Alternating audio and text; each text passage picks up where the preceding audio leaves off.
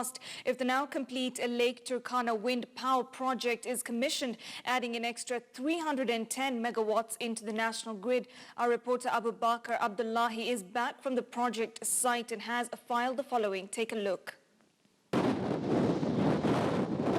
Under the scorching sun and the searing heat of Marsabit County rolls the turbines of what is now the continent's biggest wind power project, the Lake Turkana wind power. The 310 megawatts wind plant sits on an expansive 160 kilometers in the windy valleys of Loyangalani, Marsabit County. It was the use of science in these ancient of places that aided erecting the 365 turbines in a record 365 days. The single biggest query that we had to contend with was, how do you integrate 310 megawatts of intermittent wind power into the grid, which is fairly weak?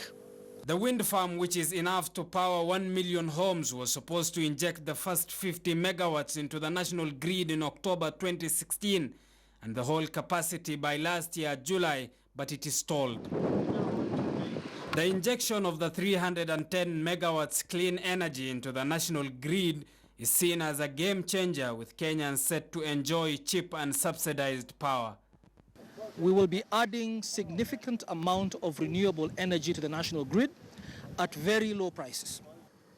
From the most of ancient places that is gearing up to light the most of man's urgent work, I'm Abu Bakr Abdullahi reporting for KTN News.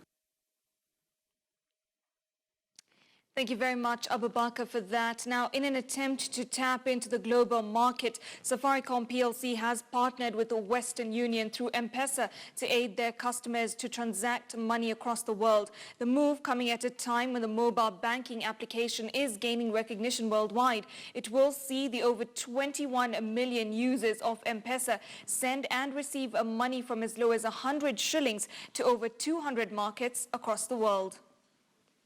M Pesa has that ability to be able to connect families, communities, currently right now within Kenya and within the wider East African region.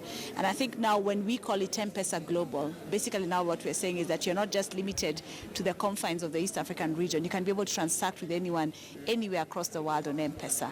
And therefore, that is part of that bigger vision that we have of seeing M Pesa going beyond the Kenyan borders. So every country has let's say, a pegged currency, a currency of confidence.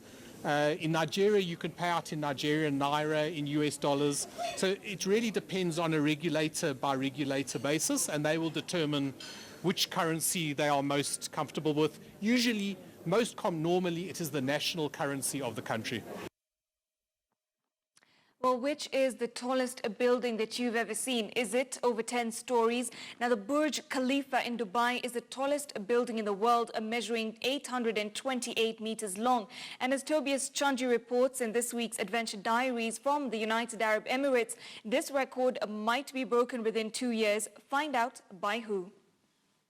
With 162 floors, the 2,722 feet Burj Khalifa was initially referred to as Burj Dubai.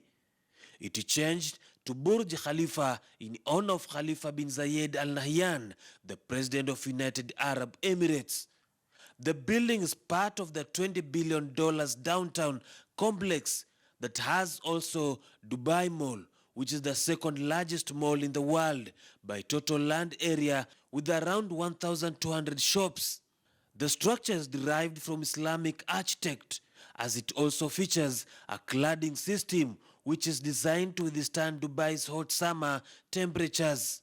It contains a total of 57 elevators and 8 escalators, and quite an attraction. Well, you see, being in the tallest building of the world is just quite an excellent experience. 828 meters high, so definitely one of the best experiences in the world to go up, to go at the top, and to see how the desert has become into one of the most innovative and futurist cities in the world. It's amazing, really amazing. It's incredible to get and to see, no? Because it's unbelievable. Really, I